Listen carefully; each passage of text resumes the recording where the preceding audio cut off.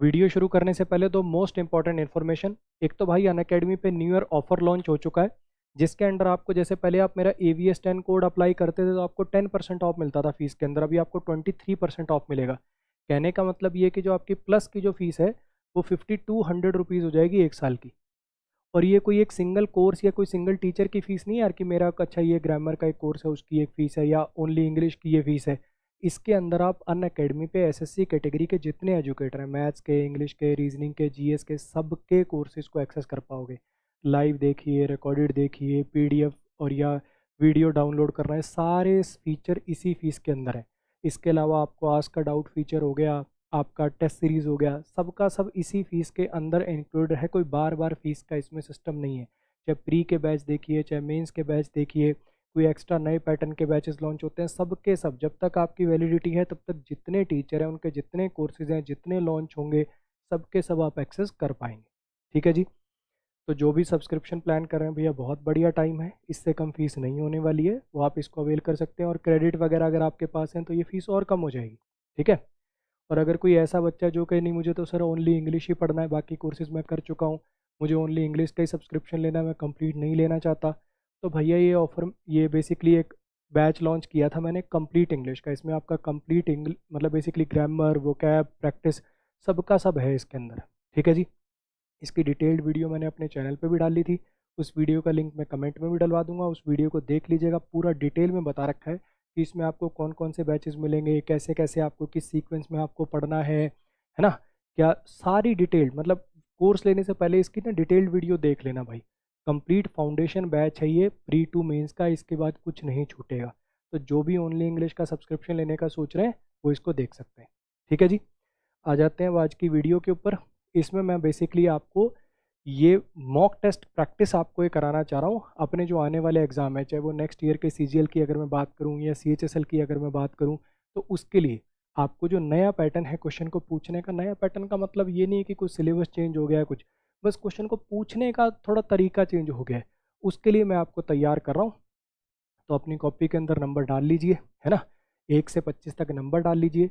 कुछ नहीं है, घबराने की बिल्कुल ज़रूरत नहीं, कोई नए नए कोर्सेज लेने की ज़रूरत नहीं है, कोई मतलब कुछ अलग कैट की किताबें खरीदने की ज़रूरत नहीं है। जस्ट आपको क्या करना है, थोड़ा सा अपने दिमाग को ट्रेन करना है, प्रैक्टिस ऐसी करनी है कि क्वेश्चन पूछने का थोड़ा अगर तरीका ट्विस्ट हो जाए तो भी मैं उसको झेल पाऊँ, बस इतना है। 1 से 25 तक नंबर डालिए, फिर शुरू करते हैं अपनी क्लास को। It also shook intellectuals and would permanently change the direction of abstract pursuits that might seem highly remote from the concerns of warfare, like this and this. इसने हिला के रख दिया, इसने हिला दिया था इंटेलेक्चुअल्स को और चेंज कर दिया था डायरेक्शन ऑफ एब्स्ट्रैक्ट परस्यूट्स को, जो लग सकते थे बिल्कुल रिमोट, जो हो ही नहीं सकते ऐसा लग रहे थे। अब यहाँ पे बिल्कुल सिंपल सा एरर है कि वुड मॉडल है ना, परमानेंटली एडवर्ब है, मॉडल के बाद आने वाली जो मेन वर्ब होती है वर्ब की बेस पर आती है, चेंज नहीं, यहाँ पे चेंज आएगा, चेंज्ड नहीं, यहाँ पर चेंज आएगा। अब ये एरर है बिल्कुल टुच्चा सा, है कि ना। सेंटेंस इतना लंबा देख के वहां पे बैठे रहो, परेशान होते रहो। एक भाई कह रहा है सीम्स आएगा बच्चे, ये दैट के अकॉर्डिंग वर्ब आ रही है और दैट आया परस्यूट के लिए प्लूरल है, वर्ब प्लूरल ही आएगी, दिक्कत यहाँ पे थी। वुड मॉडल है, मॉडल के बाद वर्ब की बेस फॉर्म आएगी, बेस फॉर्म है तो वहां पे चेंज नहीं, चेंज आएगा, इतनी सी बात है। क्लियर हो गया। नेक्स्ट पर जाइए, इसको करिए जरा। नीचे चला गया क्वेश्चन, 1 मिनट रुको यार, इसमें तो ऊपर भी नहीं खिसका पाऊंगा मैं। चलो आप 4 ही ऑप्शन मान लो, ABCD आप 4 ही ऑप्शन मान लो, नीचे वाला ये ऑप्शन छोड़ दो, वैसे भी सही नहीं है वो, 4 ऑप्शन मान लो आप इसके, 4 में से बताओ। चूज द सिनोनिम, आपको सिनोनिम बताना है। अब देखो सिनोनिम पूछने का तरीका देखो, पहले सीधा ऊपर वर्ड आ जाता था, नीचे 4 सिनोनिम आ जाते थे, है ना, सीधा सीधा आ जाता था। अब इसको क्या कर दिया, इन सेंटेंसेस में पूछ लिया, लेकिन उससे क्या फर्क पड़ गया बताओ। अब सारा सेंटेंस बाकी का सेम है, बस ये वाला वर्ड चेंज हो रहा है। आपको देखना है कि इनमें से एडिक्वेसी का सिनोनिम कौन सा है। PDF मिलेगा सर, PDF मिलेगा सर, PDF मिलेगा सर, PDF मिलेगा सर, PDF मिलेगा सर। हाँ भैया PDF डाल देंगे टेलीग्राम पे, ठीक है, ठीक। उसको जमा के रखना बढ़िया से, लेमिनेशन करवा के अपने लैपटॉप में सजा लेना। अभी ये जो पढ़ा रहा हूँ उसको पढ़ना मत, पीडीएफ रख लेना लेकिन।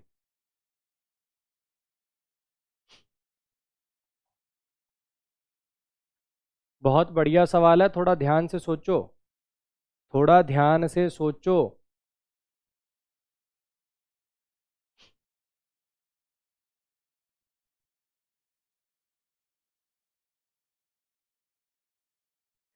हाँ जी, the adequacy of security arrangement has been question. सवालिया निशान लगाए गए हैं सिक्योरिटी अरेंजमेंट की डैश पर, एडिक्वेसी पर, मतलब अगर कोई चीज़ एडिक्वेट होती है, पर्याप्त है कि नहीं, है ना। ये चीज़ एडिक्वेट है तो ये चीज़ इसके लिए सही है, ये चीज़ इसके लिए पर्याप्त है। कहने का मतलब ये जो सिक्योरिटी जो अरेंजमेंट्स थे ये बेसिकली पर्याप्त नहीं है, कहने का मतलब सूटेबल नहीं है। अगर कोई चीज़ पर्याप्त भी नहीं कहना चाहिए, अगर कोई चीज़ एडिक्वेट होती है तो किसी चीज़ के लिए सूटेबल होती है, किसी चीज़ के लिए सही होती है ना, कि जितने से काम चल जाए। अब यहाँ पे आपने काफ़ी बच्चों ने यहाँ पे मार्क कर रहे हैं इनसफिशियंसी। अरे भैया इनसफिशिय, ये एडिक्वेट का मतलब क्या होता है, सिनोनिम मार्क करना, आपको एंटोनिम मार्क नहीं करना। आप पता है हिंदी मीनिंग से जा रहे हो, आप उसका आप देख ही नहीं रहे कि एडिक्वेसी का सिनोनिम बताना है, आप देख रहे हो कि अच्छा सिक्योरिटी अरेंजमेंट जो है वो पर्याप्त नहीं है, इनसफिशियंसी लगा देता हूँ। आप ये तो देखो कि सिक्योरिटी अरेंजमेंट जो थे उनकी एडिक्वेसी पर मतलब वो ठीक है नहीं है, इस पर सवालिया निशान लगाया गया है, ये कहना चाहता है वहां पे वो। तो कहने का मतलब यहाँ पे ऑप्शन आएगा जी बच्चे बी, कॉम्पिटेंस, क्षमता। यहाँ पे उनकी जो एडिक्वेसी थी, कहने का मतलब जो सिक्योरिटी अरेंजमेंट करे गए थे उनकी जो क्षमता थी कि भैया सही है नहीं है, पर्याप्त है नहीं है, इस पर सवालिया निशान लगाए गए हैं। ऑप्शन आएगा बच्चे बी। प्रेजुडिस का मतलब होता है किसी के लिए मन में पहले से कोई टाइप की परसेप्शन बना लेना, पावर आपको पता ही है। नेक्स्ट पे आ जाइए, क्लोज टेस्ट का सवाल है, करके दिखाइए जरा इसको। अब देखना है क्या चीज़, अभी आप देखो कितने लाइव चल रहे हैं, ठीक है। क्लोज टेस्ट आते ही देखना 20 बच्चे घट जाएंगे। सर क्लोज टेस्ट नहीं होते, सर PQRS नहीं होते, सर पैसेज नहीं होते, तो करना, करता क्यों नहीं है। जब कोई टीचर कराता है तब तो तू क्लास छोड़ के चला जाता है, बोरिंग है बोरिंग है बोरिंग है। तो क्या कैप्सूल बांट दूं फिर क्लोज टेस्ट का, करो इसको।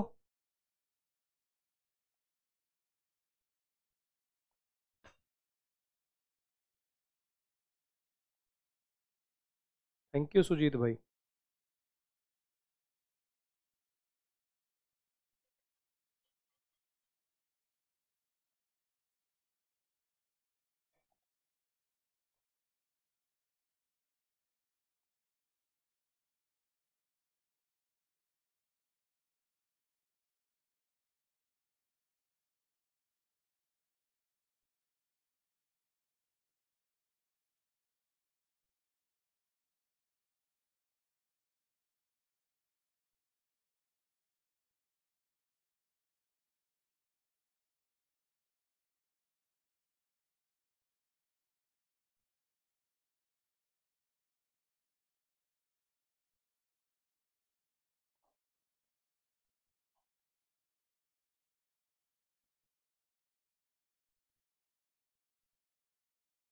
हाँ जी, करें discuss. Last 30 seconds, last 30 seconds.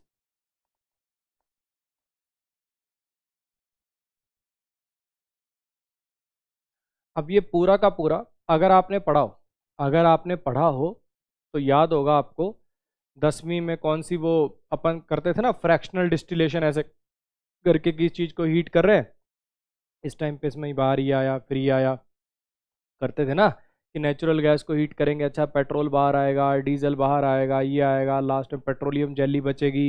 ये वैसी चीज़ें किया करते थे कि नहीं किया करते थे, तो उसी से रिलेटेड है कुछ ना कुछ, कि गैसियस रिफाइनरी जो है, गैसियस रिफाइनरी जो है बेसिकली, अगर मैं मतलब किसी चीज़ को रिफाइन करने लग जाऊं, हीट करने लग जाऊं, तो अलग अलग टेम्परेचर पे अलग अलग गैस जो है वो अलग हो जाएगी, ये उसकी बात कर रहा है। वो इंक्लूड करती है क्या क्या होता है, क्या क्या निकलेगा उसमें से, hydrogen, fuel gas, ethane, propane, butane, ये सब चीज़ें निकलेंगी उसमें से, ठीक है। अच्छा, gaseous refinery dash include, include आ रहा है यानी वर्ब प्लूरल है, वर्ब प्लूरल है तो सब्जेक्ट भी प्लूरल आएगा, ये गैसियस रिफाइनरी एडजेक्टिव की तरह से काम करेगा। यहाँ पे नाउन आएगा जिसके बाद ये वर्ब प्लूरल आ रही है तो नाउन भी प्लूरल होगा। यानी फॉर्म तो आ नहीं सकता, ये तो सिंगुलर है। फॉर्म्स होता तो भी सोचते, गलत हो गया। ठीक है, अब ये गैसियस रिफाइनरी आइडियाज हैं ये सब।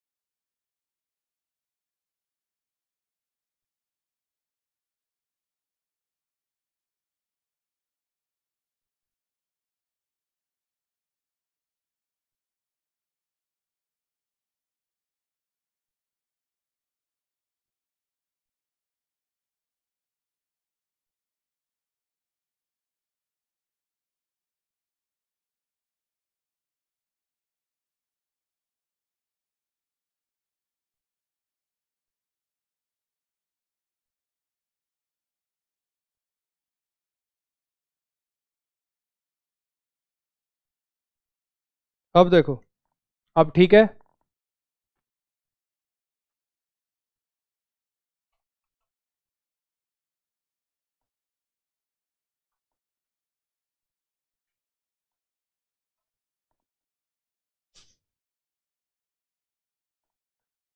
चलो जी, आओ जरा। तो मैं ये कह रहा हूँ कि ज़्यादातर हाइड्रोजन जो होती है वो डैश हो जाती है रिफाइनरी के डीसल्फ्यूराइजेशन में। डीसल्फ्यूराइजेशन वाला जो प्रोसेस होता है उसके दौरान ज़्यादातर हाइड्रोजन डैश हो जाती है। अब ये डीसल्फ्यूराइजेशन में क्या होता है, ये हाइड्रोजन सल्फाइड को गैस स्ट्रीम से अलग कर देता है। जो गैस है उसमें से हाइड्रोजन सल्फाइड को ये अलग निकाल देता है और फिर सेपरेट कर देता है कंपाउंड को हाइड्रोजन और सल्फर में। जो टोटल गैस थी उससे हाइड्रोजन सल्फाइड को अलग कर लिया और हाइड्रोजन और सल्फर को फिर बाद में अलग अलग कर दिया। आगे देखो क्या लिखा हुआ है, स्मॉल क्वांटिटीज ऑफ हाइड्रोजन, बहुत थोड़ी क्वांटिटीज ऑफ हाइड्रोजन अभी भी रिफाइनरी फ्यूल सिस्टम में रह सकती है। ठीक है, अब यहाँ पे मे भी शायद रह सकती हैं। तो इसका मतलब क्या हो रहा है, ये हाइड्रोजन क्या हो रही है, हाइड्रोजन बढ़ रही है। हाइड्रोजन डीसल्फ्यूराइजेशन के कारण बढ़ रही है। हाइड्रोजन कंज्यूम हो जाती है, हाइड्रोजन बनाई जा रही है कि हाइड्रोजन प्रस्तुत करी जा रही है, क्या हो रहा है। सारी गैस थी उसमें से डीसल्फ्यूराइजेशन के चक्कर में क्या करा, हाइड्रोजन सल्फाइड अलग कर लिया, हाइड्रोजन सल्फाइड को भी फिर अलग अलग बांट दिया सल्फर और हाइड्रोजन में।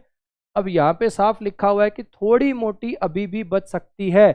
यानी यानी यानी क्या है, यानी बाहर निकल गई। बाकी की सारी कैसा हो गया, यानी बाहर निकल गई। तो यहाँ पे क्या हो गया, कंज्यूम हो गई।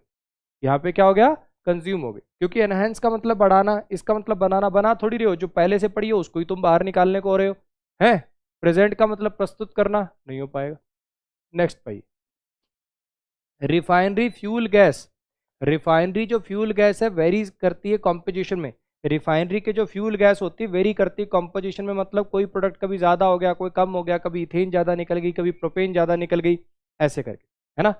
But usually contains a dash amount of methane, लेकिन हमेशा इसमें डैश अमाउंट ऑफ मिथेन होता है।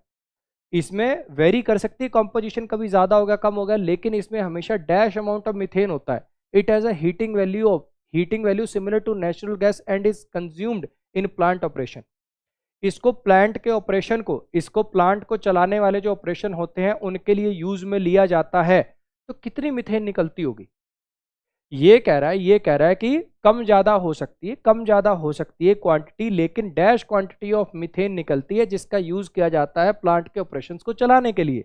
अगर पूरा प्लांट का ऑपरेशन उस गैस के दम पे चल पा रहा तो कितनी गैस निकलती होगी, बोलो। टेरिबल वर्सेटाइल का मतलब होता है कोई ऐसा पर्सन जो एक से ज्यादा कामों को अच्छे से कर लेता है, कोई लेना देना नहीं। टेरिबल मतलब बेकार, अच्छी क्वालिटी का ना होना, सही ना होना, कोई लेना देना नहीं। इंपॉर्टेंस तो एडजेक्टिव है, मुझे तो यहाँ पे ना, सॉरी, इंपॉर्टेंस तो नाउन है, मुझे यहाँ पे एडजेक्टिव चाहिए। अमाउंट नाउन है ना, इससे पहले मुझे एक एडजेक्टिव चाहिए, तो ये भी गया। सिग्निफिकेंट अमाउंट, अच्छा खासा अमाउंट। मीथेन का अच्छा खासा अमाउंट निकलता है जिससे पूरा का पूरा ये प्लांट चलाया जाता है। नेक्स्ट भाई, ये वाले दो करके दिखाओ अब जरा, ये वाले दो करके दिखाओ अब जरा।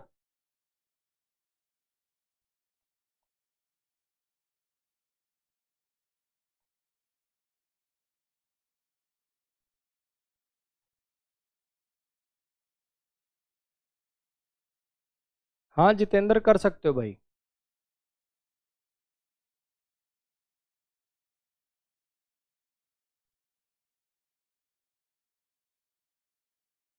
इन दोनों को करके दिखाओ, ये उसी पैसेज का आगे पार्ट है, इन दोनों को भी करिए। The drawback is the periodic. 30 second है लास्ट, जल्दी सी करो फिर आगे बता रहा हूँ। Last 30 seconds.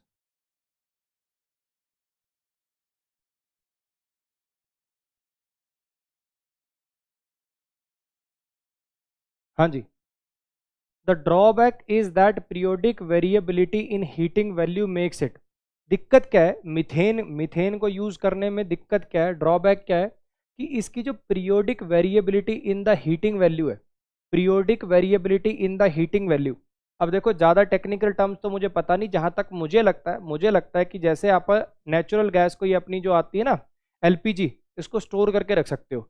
सिलेंडर अगर 5 साल भी आपके घर में पड़ा रहेगा ना, तो भी जैसे पहले 1 महीना चलता था तो बाद में 1 ही महीना चलेगा। लेकिन मीथेन को जब आप स्टोर करके रखते हो ना, तो मीथेन गैस की जो पावर है, जो उसकी हीटिंग एबिलिटी है, वो घटती जाती है समय के साथ। तो ये जहां तक मुझे लगता है, देखो एग्जैक्ट मुझे पता नहीं है, मैं गैस मार रहा हूँ, एक बार आप गूगल गूगल कर लीजिएगा कि मतलब क्या है इसका, कि कमी क्या है, दिक्कत क्या है, कि मीथेन, ये आगे देखो क्या लिखा हुआ है, जिसकी वजह से इसको कस्टमर को डिलीवरी नहीं की जा सकती। जैसे एलपीजी वगैरह भेजी जाती है ना, जैसे एलपीजी वगैरह का यूज किया जाता है कि हाँ लोगों को घरों में सिलेंडर के रूप में दे दी, मीथेन वैसे क्यों नहीं दी जा सकती, मीथेन वैसे क्यों नहीं दी जा सकती, ये इसलिए कह रहा है कि ड्रॉबैक है इसका periodic variability in heating value. इसकी जो हीटिंग वैल्यू है ये ऊपर नीचे होती रहती है, इसकी वजह से ये जो चीज है ये इसे बना देती है डैश, ये इसे कैसा बना देती है, डिलीवरी के लिए, कंज्यूमर को डिलीवरी के लिए, कंज्यूमर गैस डिलीवरी सिस्टम के लिए डैश बना देती है। कैसा बना देती है, अच्छा एक कमी है, इसकी वजह से क्या हो जाएगी, एक्सेप्टेबल हो जाएगी। कमी की वजह से तो नहीं कर पा रहे ना ये काम, तभी तो होगा। सेटिस्फाइंग बना देती है, अप्रोप्रिएट बना देती है, एकदम सही बना देती है, कि अनसूटेबल बना देती, अनसूटेबल बना देती, हाँ कि ना। अच्छा नेक्स्ट पे आ जाइए। इसको हेमंत को कोई बता दो भाई, ये वापस क्लास बंद करके वापस चला लेगा, साउंड नहीं आ रही, साउंड नहीं आ रही, मैं लगा हुआ आधा घंटा हो गया। हाँ जी।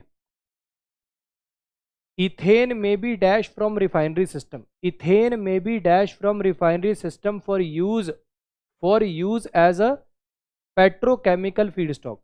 इथेन को डैश किया जा सकता है रिफाइनरी सिस्टम से, इथेन को डैश कर सकते हैं रिफाइनरी सिस्टम से, रिफाइनरी सिस्टम से इथेन को बाहर निकाल सकते हैं इस चीज के रूप में काम लेने के लिए। तो क्या करोगे, इथेन को क्या करोगे, वॉर्न आउट का मतलब होता है कोई चीज इतनी पुरानी होगी, खराब होगी कि अब यूज के लिए काम में यूज की नहीं रही, ये कह रहे कि इस तरीके से यूज करना, और तुम कह रहे हो वॉर्न आउट, नहीं भैया, है ना। अच्छा इसको एग्जॉस्ट किया जा सकता है, रिकवर किया जा सकता है, कंज्यूम किया जा सकता है, क्या लगाए, इथेन को कंज्यूम किया जा सकता है, इथेन को रिकवर किया जा सकता है, इथेन को एग्जॉस्ट किया जा सकता है, क्या करोगे, बोलो क्या करोगे इथेन को। एग्जॉस्ट का मतलब होता है किसी चीज को यूज करके खत्म कर देना, ठीक है। कंज्यूम का मतलब भी होता है किसी चीज को यूज कर लेना।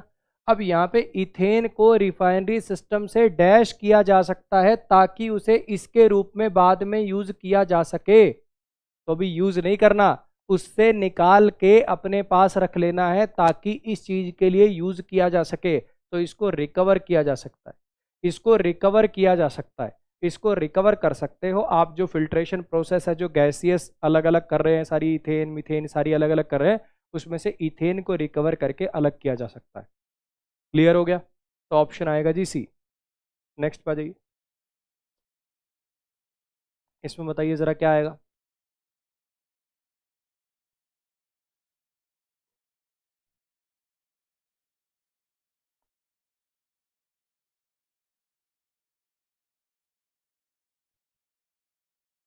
माई sincerity and patience drove me through all odds and problems of life,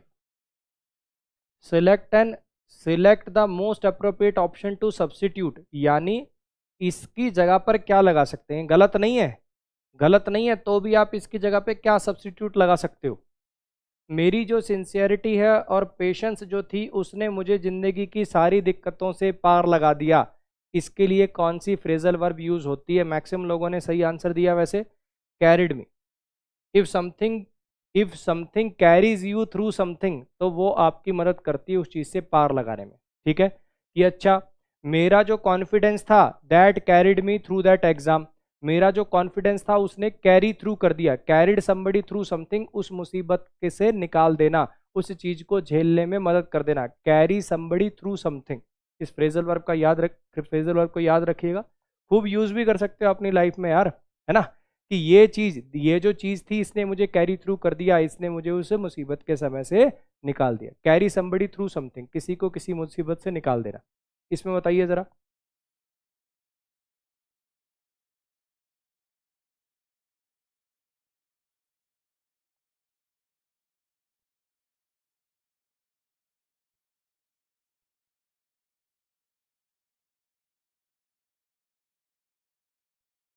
The soldier refused to accept a dash for his bravery because he felt he was a dash performing his duty. The inexperienced singer was surprised to receive dash for dash singing in the chorus.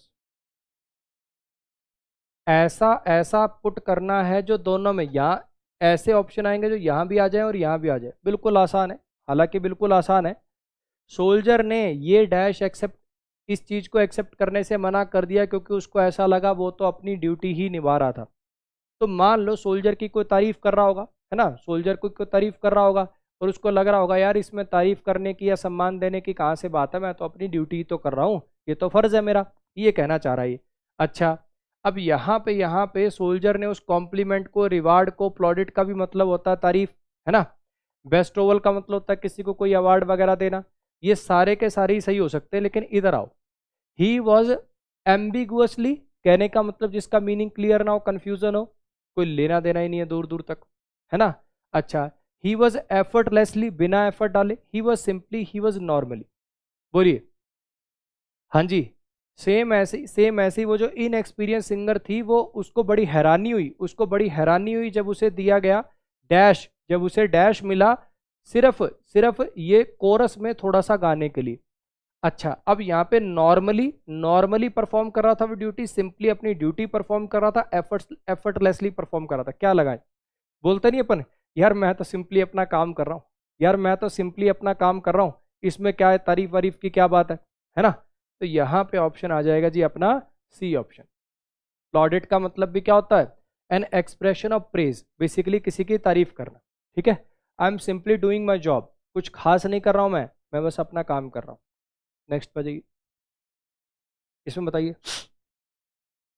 Coarse यार वो होता है ना, जैसे एक lead singer होता है, पीछे काफी सारे खड़े होते हैं, लाला लाला करते हैं, वो कोरस होता है बेसिकली। इसमें बताइए जरा।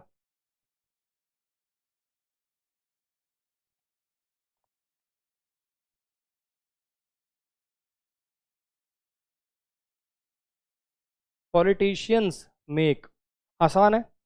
अब ये पॉलिटिशियंस प्लूरल है, पॉलिटिशियंस क्या है, प्लूरल है, प्लूरल है तो वर्ब कैसी आएगी, वर्ब कैसी आएगी, प्लूरल, एस आई एस वाली सिंगुलर होती है, ये तो गया।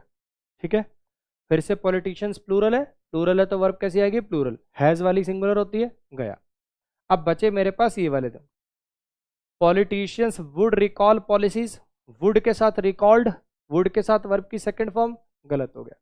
अब बचे ये दो, should conflict promise, should conflict promise, conflict भी प्रॉमिस भी, दो दो वर्ब एक साथ, ये क्या लगा दिया, गलत हो गया। मेड वेग प्रोमिस, उसने कुछ ऊट पटांगी प्रॉमिस कर दिए, हर एक बंदे को एप्पल की घड़ी दे दूंगा, हर एक बंदे को एयरपोर्ट दे दूंगा, मुझे मतलब एक बार जिता तो दो बस, है। चलो इस पे आ जाइए। 14 लाइन की जो पोएम होती है उसको क्या बोलते हैं, 14 लाइन की जो पोएम होती है उसको क्या बोलते हैं, एसएससी में काफी बार आ गया ये वन वर्ड। 14 लाइन की जो पोएम होती है उसको क्या बोलते हैं, 14 लाइन की पोएम को क्या बोलते हैं, उसको बोलते हैं जी सोनेट। उसको बोलते हैं जी सोनेट। काफी बार आ गया ये। हाँ जी, ये बाकी सारी भी पोएम्स हैं, ये भी एक टाइप की पोएम ही है। ओड भी लिरिकल पोएम होती है, बलाड भी एक पोएम होती है, इसको देख लो। लेकिन जो 14 लाइन की पोएम होती है उसको सोनेट बोलते हैं। इसमें बताइए जरा, इसमें बताइए। लंबे सेंटेंस देख के डरा मत करो, अभी इसमें एरर मैं बोलूंगा तुम कहोगे अरे यार, है ना। लंबे सेंटेंस देख के डरो मत।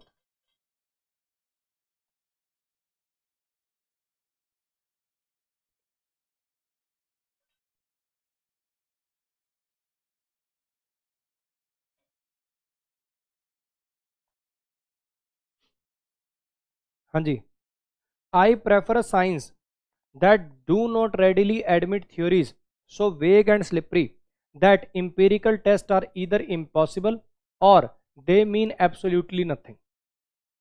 सेंटेंस मुश्किल है पढ़ना समझना, और मीनिंग बता देता हूँ।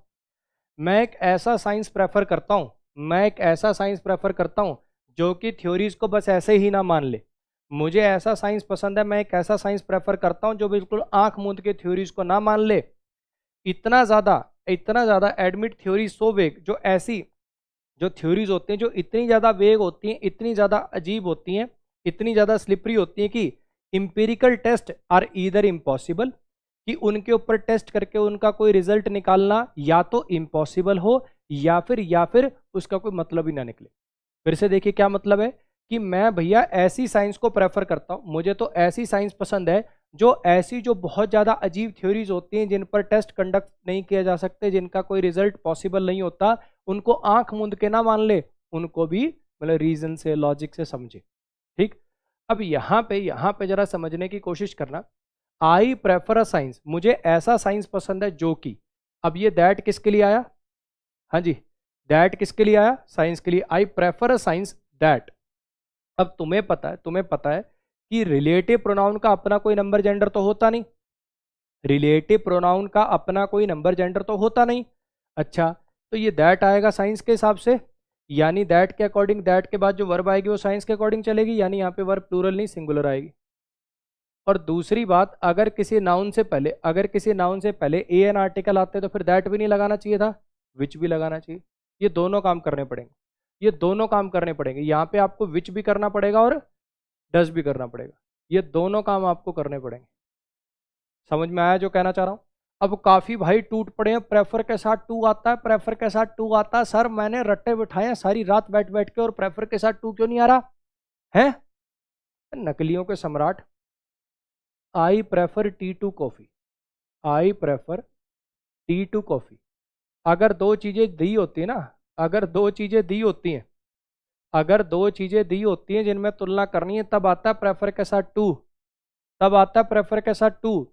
अगर मैं ऐसे लिख दूं I prefer coffee, I prefer coffee before going to bed, मैं कॉफी प्रेफर करता हूं सोने जाने से पहले, तो इसमें टू आएगा क्या? जब दूसरी चीज दी ही नहीं हुई, जिन दो चीजों की तुलना करवानी है, दूसरी चीज मेंशन ही नहीं है, तब काएगा टू लगा दोगे हैं?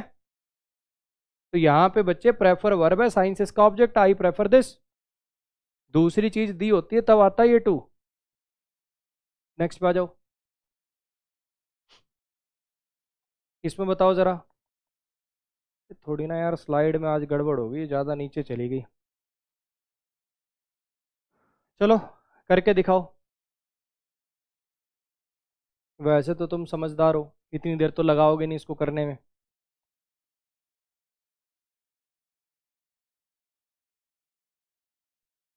She said to me it has been raining, present perfect continuous, past perfect continuous में चेंज हो जाएगा, हैड बीन रेनिंग एक ही ऑप्शन में आ रहा, टेक कर आगे बढ़। इसमें बताइए ज़रा, इसमें बताइए ज़रा क्या आएगा?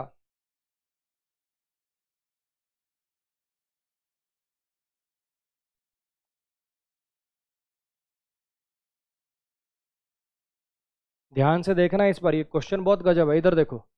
One of these word underline might be wrongly spelled, या तो स्पेलिंग गलत हो सकती है, या तो स्पेलिंग गलत हो सकती है, या फिर इनअप्रोप्रिएट भी हो सकता है।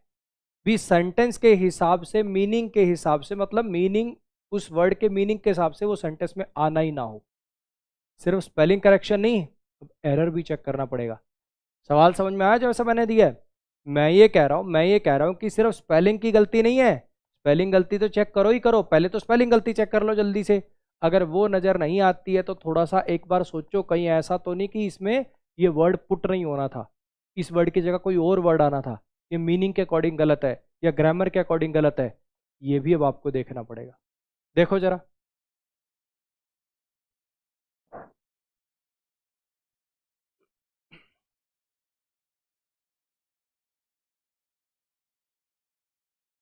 हाँ जी। जब हम इकट्ठा कर लेते हैं, कल्टीवेट कर लेते हैं, जब हम इकट्ठी कर लेते हैं डीप सेंस ऑफ फेथ, अपने अंदर फेथ लेके आ जाते हैं, हमारी एबिलिटीज पर कॉन्फिडेंस लेके आ जाते हैं, और हमारे अंदर इनडोमिटेबल स्पिरिट, कभी ना हार मानने वाली स्पिरिट होती है, तो कोई चीज़ हमें नहीं रोक सकती सक्सीड करने में। जिस भी चीज़ को हम परस्यू करते हैं, हमारी जितनी परस्यूट्स होती हैं उनमें सक्सीड करने से हमें कोई नहीं रोक सकता, और इन ग्रेट रिवार्ड से भी हमें कोई नहीं रोक सकता।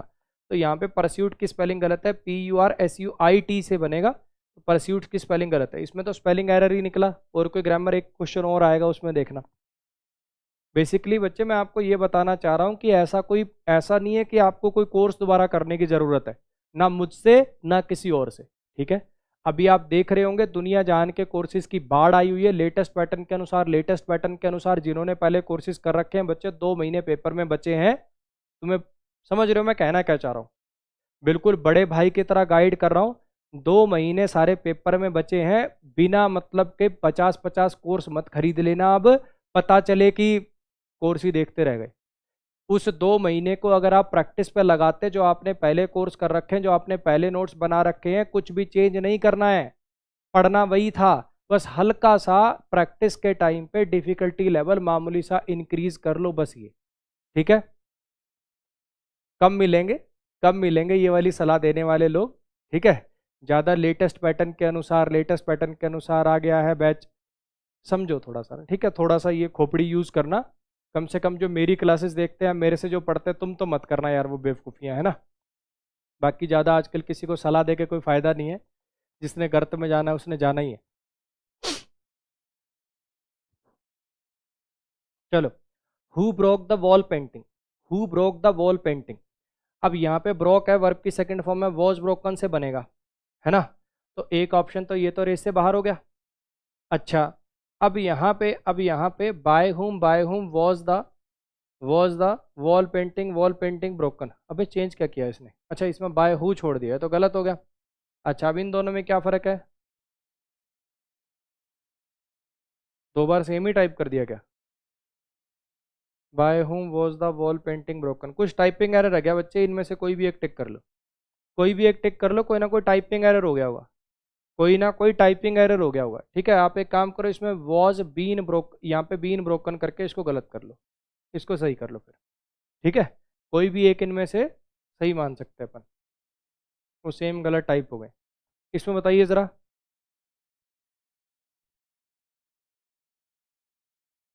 इसमें बताइए ज़रा।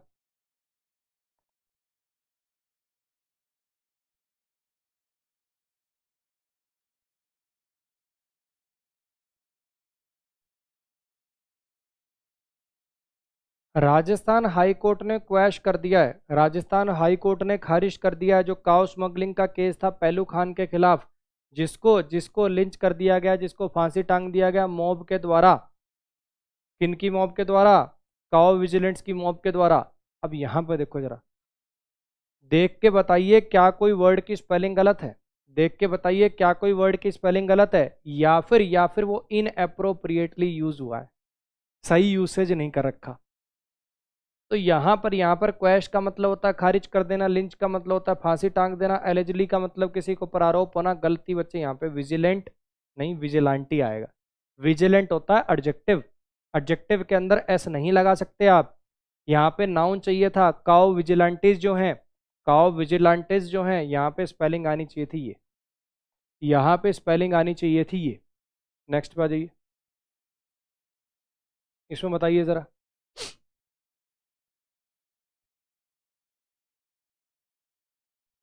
फिर बता रहा हूँ बच्चे, ये बच्चे आते हैं, अभी मुझे कह रहा है, कमेंट कर रहा है, सर फ्री कोर्स पढ़ा दीजिए ना, इस चैनल पे कमेंट कर रहा है ना। अब वो अभिनय सर के साथ वो गया था मिलने, वो वाली मीटिंग वाली वीडियो डाली, एक बच्चा नीचे कमेंट करा है, सर ये मीटिंग वीटिंग तो होती रहेंगी, तुम भी फ्री कोर्स चालू कर लो, उसको ये नहीं पता 10 तारीख से चालू कर रखा है। तो बच्चे टेलीग्राम चैनल ज्वाइन कर लो, और ये कमेंट वमेंट करने से पहले लिटल लिटल हल्का फुल्का थोड़ा सर्च करके ही देख लो।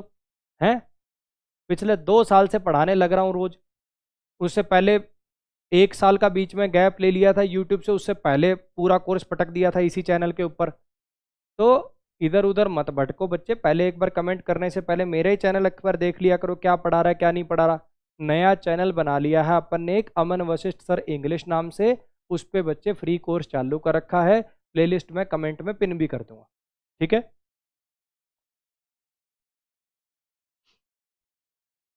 हाँ जी, तो इज टीचिंग दिया हुआ है, Rahul is teaching, is am are plus being plus V three से बनेगा, is am are plus being plus V three कहाँ आ रहा है,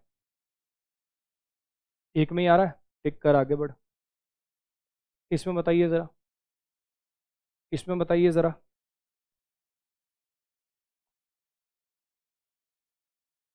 ही appeared to be dash as everyone in the party was dash about him.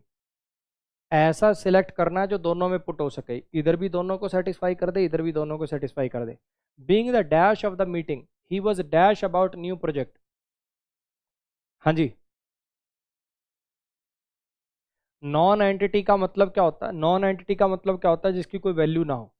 He appear to the dash, he appear to be the dash. अब यहाँ पे हर कोई उसके बारे में, हर कोई उसके बारे में क्या कर रहा था, सब उसके बारे में बात कर रहे हैं, तो भैया वो क्या होगा, उसकी कोई वैल्यू नहीं होगी, ये तो गया। अच्छा, बॉस लग रहा था वो, हॉट शॉट लग रहा था, बड़ा इंपॉर्टेंट आदमी लग रहा था, साइनोश्योर का मतलब सेंटर ऑफ अट्रैक्शन लग रहा था, तीनों हो सकते हैं। और देखते हैं जरा, क्योंकि हर कोई उसके बारे में, हर कोई उसके बारे में इनक्रेडुलस था, उस पर यकीन नहीं करता था। हर कोई उसके बारे में संदेह, स्केप्टिकल था, उस पर संदेह कर रहा था हर कोई, कि हर कोई उसके बारे में बात कर रहा था। पहले ये लिखोगे, पहले तो आप लिख रहे हो कि भैया वो सेंटर ऑफ अट्रैक्शन था, फिर कह रहे हो कि हर कोई संदेह कर रहा था। सेंटर ऑफ अट्रैक्शन था तभी तो हर कोई उसके बारे में बात कर रहा था, तो यहाँ पे आएगा बच्चे क्या, टॉकिंग अबाउट। नेक्स्ट बताइए, इसमें बताइए जरा, अरेंज करना है बेसिकली इनको, इनको अरेंज करना है, पी क्यू आर एस का सवाल कह सकते हो आप इसको, जम्बल्ड सेंटेंसेस कह लो, पी क्यू आर एस कह लो, एक ही बात है। करो जरा इसको।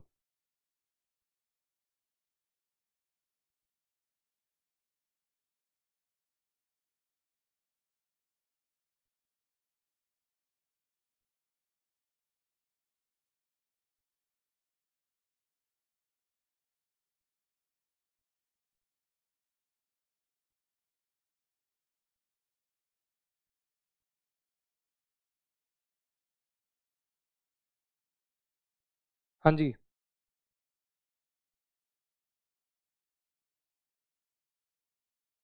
अब काफी बच्चों को लग रहा होगा अ हेल्थ बुलेटिन से शुरू कर लेता हूँ, है ना, अ हेल्थ बुलेटिन से शुरू कर लेता हूँ, लेकिन ए से तो कोई ऑप्शन ही नहीं है। और कहाँ से शुरू करने का मन कर रहा, जैसे बहुत लोग the the the the the the the चिल्ला रहे हैं।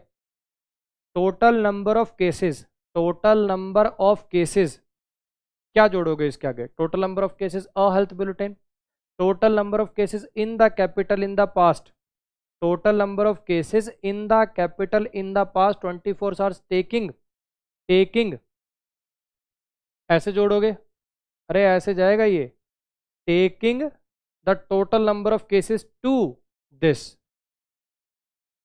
कुछ आ रही है मेरी बात समझ में, क्या कहना चाह रहा हूँ।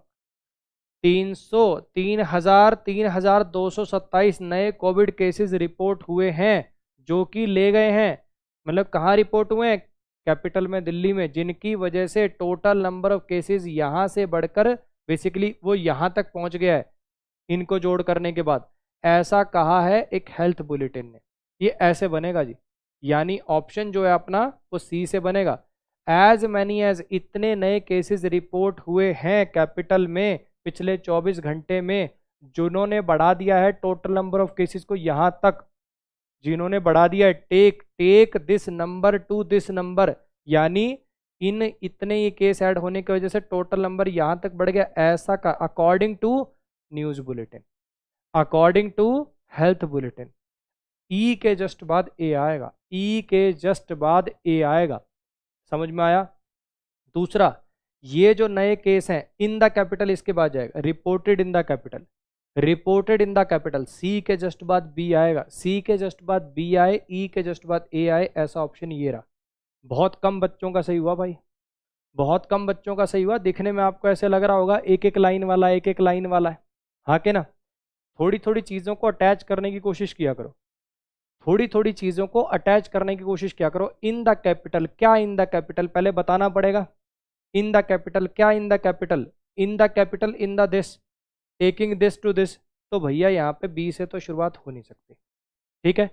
To this, according to this, तो टू यहाँ से प्रीपोजिशन से शुरुआत हो रही है, टू दिस, क्या चीज़ टू दिस, तो ई से शुरुआत नहीं हो सकती। दो गए, अब बचे मेरे पास ये बी और डी ऑप्शन, बचे मेरे पास ये बी और डी ऑप्शन। पहले डी को ही देख लेता हूँ, total number of cases, total number of cases, उसके बाद आ गया आपका E, total number of cases to this, total number of cases to this. एक बात बताओ इसमें वर्ब कहाँ है, total number of cases to this, total number of cases इतने हो गए, वर्ब कहाँ है इसमें, डी के जस्ट बाद ई कैसे आ जाएगा। कुछ आ रही है मेरी बात समझ में। इससे पहले कोई ऐसी वर्ब होती जो इन दोनों का कनेक्शन एस्टेब्लिश कर देती तब तो हो जाता, डी ई से तो शुरुआत हो नहीं पाएगी, हाँ कि ना। ये अब डी ई क्यों आ पा रहा है, क्योंकि टेक के बाद take the total number to this, taking the total number to this, ये हो सकता है। टेक वर्ब का ये टेक जेरेंड का ऑब्जेक्ट हो जाएगा टोटल नंबर, और टू प्रीपोजिशन से वो अटैच हो जाएगा, यानी ऑप्शन आएगा जी ये। नेक्स्ट पाइए।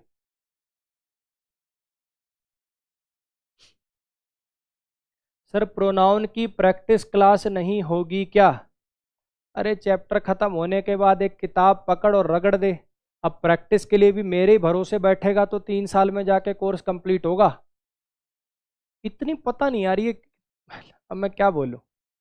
तुम्हारी भी गलती नहीं है, हम जैसों की गलती है, हमने प्रैक्टिस बैच वगैरह चला के ना तुम्हारे हाथों में इतनी मेहंदी चढ़ा दी है, उसमें तुम्हारी गलती नहीं है बच्चे, शायद हमारी ही गलती है, ठीक है। चैप्टर खत्म हो जाए, किताब उठा फट से उसको रगड़ दे आधे घंटे में, चलो अब क्या ही बोले, ठीक है जो है बढ़िया अच्छा है। वैसे इस वाले चैनल पे बच्चे एक प्रैक्टिस बैच चलाया था मैंने, चैप्टर वाइज वाला प्रैक्टिस बैच, चैप्टर वाइज वाला एक प्रैक्टिस बैच है, पूरा का पूरा एक वो भी बनी हुई है, प्लेलिस्ट भी बनी हुई है, पूरी की पूरी प्रैक्टिस बैच की एक प्लेलिस्ट भी बनी हुई है, उसको देख ले। हर एक चैप्टर की चैप्टर वाइज प्रैक्टिस करा रखी है इस चैनल पे। जब वो नए वाले चैनल पे प्रोनाउन चैप्टर खत्म हो जाए ना, तब इस चैनल से उसकी प्रैक्टिस बैच लगा दियो, ऐसे कर लियो भाई। डाउट आए तो क्या करें, अब तेरे को सुनने में लगेगा कि ये तो मजे ले रहा है, डाउट आए तो पेड कोर्स लें, ठीक है। फिर तो कहेगा पेड कोर्स बेचने आ गए। अब बच्चे सारी दुनिया के डाउट मैं क्लियर कर पाऊँ वो पॉसिबल नहीं है, पढ़ा सकता हूँ मैं आपको, ऐसा पढ़ा सकता हूँ कि डाउट बिल्कुल मिनिमम आए, लेकिन आप सोचिए मैं हर बच्चे को अपना व्हाट्सअप नंबर दे दूँ कि डाउट भी मुझे ही भेज देना, उसके लिए बच्चे माफ़ी चाहूँगा, मैं इंसान हूँ, नहीं हो सकता वो। पहले उन पेड कोर्स वालों के डाउट बताने मेरे को 4-4 घंटे रोज के अपने डिवोट करने पड़ते हैं, 3-3 4-4 बजे सोता हूँ रात को, तो उसके लिए माफ़ी चाहूँगा बच्चे, हाथ जोड़ के पॉसिबल नहीं। चलिए, a truck had assumingly collide, a truck had assumingly collide with a car. अब तुम्हें पता है कि हैड के बाद तो V3 आएगा, हैड के बाद तो V3 आएगा, हाँ के ना, तो ये वाला ऑप्शन तो गया, ठीक है। ट्रक हैड ट्रिमेंडसली मिस है, अब फिर से V3 नहीं है, गलत हो गया। अच्छा, वर्चुअली रिसीव्ड, कॉन्सिक्वेंटली मेट और कोलाइड।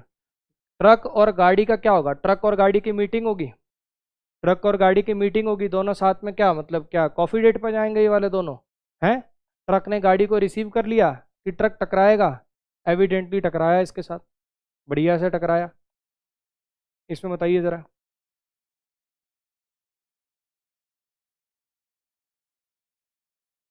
हाँ जी, इसमें बताइए।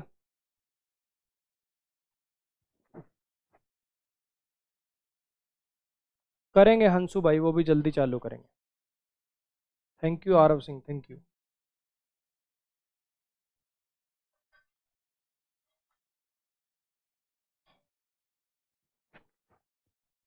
A vivacious and lively experience is said to be, a vivacious and lively experience is said to be, एक बहुत ज़्यादा विवेशियस और लाइवली एक्सपीरियंस अगर होता है तो उसको क्या बोलते हैं, कैसा एक्सपीरियंस बोलते हैं उसको। सूदिंग क्या होता है? ठंडक देने वाला, दर्द कम करने वाला, शांत करने वाला। सिंथेटिक मतलब जो रियल ना हो। सीनिक मतलब दिखने में बहुत अच्छा। सिंटिलेटिंग, सिंटिलेटिंग का मतलब होता है जो आप में एनर्जी भर दे, आपको जिंदा दिल कर दे। यहाँ पे आएगा जी सिंटिलेटिंग एक्सपीरियंस। इसमें बताइए ज़रा, अरेंज करिए ज़रा इसको। 3 सवाल और बचे हैं, जल्दी सी करो। 3 सवाल और बचे हैं, जल्दी सी करो।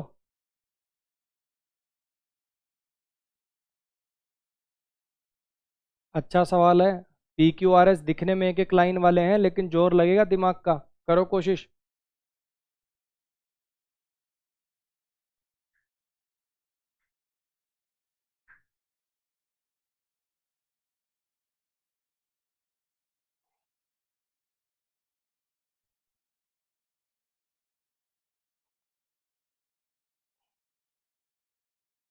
ऑप्शन छुप गए मुझे लग रहा है। सी ऑप्शन है बच्चे इसमें। डी, ए, बी, ई, सी। और डी ऑप्शन है इसमें। बी, डी, ई, सी, ए। चलो देखो जरा। ई से तो शुरुआत हो नहीं सकती, और ई से चलो कोई ऑप्शन भी नहीं दे रखा। अच्छा, शुरुआत अपन यहीं से करके देखें। Delhi high court allowed. अब इस वर्ब को ऑब्जेक्ट देखते हैं। इस वर्ब का ऑब्जेक्ट क्या हो सकता है? दिल्ली हाई कोर्ट ने अलाउ कर दिया। क्या अलाउ कर दिया? हाँ जी, क्या अलाउ कर दी? सीबीआई और ईडी की अपील अलाउ कर दी। For an early hearing on its leave to appeal. एक अर्ली हियरिंग अलाउ कर दी on its leave to appeal against the 2G case acquitting acquittal. अब आपने सुन रखा होगा, थोड़ा सा देखो जीएस से रिलेटेड भी है। ये टेलीकॉम मिनिस्टर ए राजा और बाकियों को कोर्ट ने एक्विट कर दिया था, दोष मुक्त करार दे दिया था। इसके खिलाफ ये सीबीआई और ईडी ने अपील करी कि इनको गलत छोड़ दिया गया है, हम दोबारा अपील करना चाहेंगे इसके रिगार्डिंग। जिसमें उस verdict against the 2G case verdict, जो 2G केस की वर्डिक्ट थी उसके खिलाफ जिसमें एक्विट किया गया था इनको। यानी सी के जस्ट बाद ई आएगा। सी के जस्ट बाद ई आएगा। ऐसा कौन सा ऑप्शन है सी के जस्ट बाद ई आ रहा हो? सी के, कुछ उल्टा बोल रहा हूं क्या मैं? सॉरी, ई के जस्ट बाद सी। ई के जस्ट बाद सी आ रहा हो, ऐसा कौन सा ऑप्शन है? एक तो चलो गया, इसमें आ रहा है, इसमें आ रहा है, और इसमें आ रहा है। ठीक है। अच्छा, और देखो जरा, दिल्ली हाई कोर्ट ने अलाउ कर दिया क्या? सीबीआई और इसकी अपील को। ए के जस्ट बाद बी वाला ऑप्शन देखना, ए बी जैसा ऑप्शन। दिल्ली हाई कोर्ट ने अलाउ कर दिया सीबीआई और ईडी की अपील को। अच्छा, अपील किसके खिलाफ है ये? Appeal for an early hearing. हाँ, क्या अपील करिए कि अर्ली हियरिंग कर दी जाए on its leave to appeal. किस चीज के खिलाफ अपील के? इनकी जो अपील थी कि अर्ली हियरिंग कर ली जाए इस अपील के लिए। तो एकदम सही ऑप्शन आएगा जी ए। बच्चे सही ऑप्शन आएगा जी ए आपका। नेक्स्ट पे आ जाइए। इसमें बताइए जरा क्या आएगा। बहुत टुच्चा सा सवाल है। इससे टुच्चा सवाल तो मुझे नहीं लगता कुछ हो पाएगा। विल है, I will have a cup of T. Will है, वुड में चेंज हो जाएगा, ये गया, ये गया। अब ये दो बचे। हाँ जी। Said that he would have, would have. Would have के बाद हैड, ये कहाँ से आ गया? विल हैव है, वुड हैव में चेंज होना है। बी ऑप्शन टिक कर आगे बढ़। इसमें बताइए ज़रा। सेकंड लास्ट सवाल पे आ जाओ, फिर देखेंगे 25 में से आपके कितने नंबर आए। 25 में से आपके कितने नंबर आए चेक करेंगे एक बार, जल्दी से इसमें बताओ। सेकंड लास्ट सवाल है, करो इसको। I suggested her two dates both coming, both in coming months and just a few days dash. मैंने उसे दो डैश डेट्स बताई। मैंने उसे दो डैश डेट सजेस्ट करी आने वाले महीने की, और दोनों दोनों जस्ट फ्यू डेज डैश थी। हाँ जी, क्या लिखेंगे यहाँ पे? मैंने उसको दो ऑल्टरनेटिव डेट्स बताई कि या तो इस पे कर ले या इस पे कर ले, जो आने वाले महीने में, और कुछ ही दिन अपार्ट थी, या तो इसमें करो या फिर इसमें कर लो। मतलब थोड़े दिन का गैप था उसमें, ज़्यादा लंबा उसमें गैप नहीं था। कुछ आई बात समझ में? तो ऑप्शन आ जाएगा बच्चे यहाँ पे first option, A option. Last question पे आ जाइए। Get away. गेट अवे का मतलब क्या होता है? Get away, get away, get away का मतलब होता है किसी चीज से बच के निकल जाना, छोड़ देना, किसी चीज को छोड़ देना, किसी चीज़ से बच के निकल जाना। अब आप 25 में से मुझे आंसर बताओ अपने, 25 में से अपना फाइनल स्कोर बताओ कि 25 क्वेश्चन में से कितने क्वेश्चन सही हुए। वो टिक क्रॉस जल्दी से कैलकुलेट करो सारे बच्चे, एक बार कमेंट करके मेरे को बताओ 25 में से कितने क्वेश्चन सही हुए। आउट ऑफ 25 कितने क्वेश्चन सही हुए, कितने क्वेश्चन सही हुए। ये बच्चे अनअकैडमी, ये जो भी सुनना चाहें बच्चे, कोई ज़बरदस्ती नहीं है, जो भी सुनना चाहें बैचेस का बता रहा हूँ, जो इंटरेस्टेड हो सुन सकते। अब जैसा कि मैंने आपको वीडियो के शुरू में बताया था, एक तो भाई ये न्यू ईयर ऑफर आया हुआ है, जो भी सब्सक्रिप्शन प्लान कर रहे हैं प्लस सब्सक्रिप्शन आइकॉनिक लेना चाहते हैं उनके लिए बेस्ट टाइम है। अभी 23% का आपको ऑफ मिलेगा। एक साल का सब्सक्रिप्शन जो है वो 5200 का पड़ रहा है इसके अंदर, ठीक है जी। और जो भी ओनली इंग्लिश के लिए पढ़ना चाहते हैं उनके लिए ये वाला बैच है। इसकी डिटेल्ड वीडियो मैंने अपने चैनल पे डाली हुई है, उसको आप देख सकते हैं। उसका कमेंट में, मतलब उसका जो लिंक है वो कमेंट में पिन करा दूंगा। इसके अलावा जैसा मैंने आपको शुरू में बताया कि ये जो अनअकैडमी प्लस की फ़ीस होती है ना बच्चे, कोई एक सिंगल टीचर की फ़ीस नहीं होती है। ऐसा नहीं कि इसमें आप मेरे ही वीडियोस देख पाएंगे या मेरा कोई एक ही बैच देख पाएंगे। जितने एजुकेटर अनअकैडमी पे, एसएससी के जितने एजुकेटर हैं उनके जितने बैचेज हैं, लाइव रिकॉर्डेड, इसमें सारे फीचर, आज का डाउट हो गया, टेस्ट सीरीज़ हो गई, सारे के सारे फीचर आपके उसी फीस के अंदर होते हैं। कोई आपको दोबारा दोबारा फ़ीस पे नहीं करनी होती है वहाँ पे, ठीक है जी। मेरे जितने बैचेज़ हैं, चाहे मैं ग्रामर बैच की बात करूँ, चाहे मैं वोकैब बैचेस की बात करूँ, चाहे मैं प्रैक्टिस बैचेस की बात करूँ, यानी आपका कंप्लीट तैयारी का वो वन स्टॉप सोल्यूशन है। अनअकैडमी पे अगर आप सब्सक्रिप्शन का सोच रहे हैं तो अभी 23% ऑफ भी चल रहा है। AVS10 मेरा डिस्काउंट कोड है, ये कोड लगा के आप सब्सक्रिप्शन ले सकते हैं। चाहे आप ये कंप्लीट सब्सक्रिप्शन लें, चाहे आप ये मेरा सिंगल वाला लें। बस एक ही वादा कर सकता हूँ बच्चे के, लाइफ में दोबारा आपको इंग्लिश के लिए जेब से पैसे नहीं निकालने पड़ेंगे, ये मेरा प्रॉमिस है। आपका एक एक रुपया वर्थ इट होगा, ठीक है जी। तो अगर वीडियो ठीक लगी हो, अच्छी लगी हो, तो वो अपना लाइक कमेंट शेयर वाला देख लीजिएगा। मिलते हैं ऐसी किसी नेक्स्ट वीडियो में, तब तक के लिए थैंक यू सो मच।